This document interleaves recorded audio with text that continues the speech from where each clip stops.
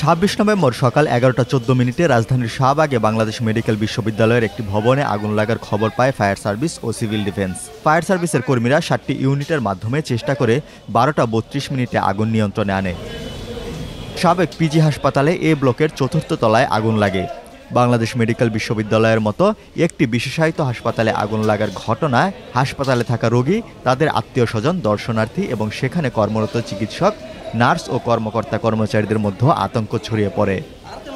Fire সার্ভিসের media সেলের inspector Anwarul Islam প্রথম আলোকে বলেন, বেলা ১১টা ১৪ আগুন লাগার সংবাদ পাওয়া যায়। ৬ মিনিটের মধ্যেই সেখানে ফায়ার সার্ভিসের ৭টি ইউনিট চলে যায়।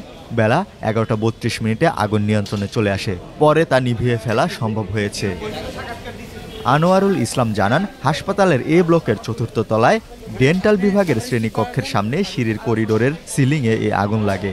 তবে এই ঘটনায় কারো হতাহতের খবর পাওয়া যায়নি।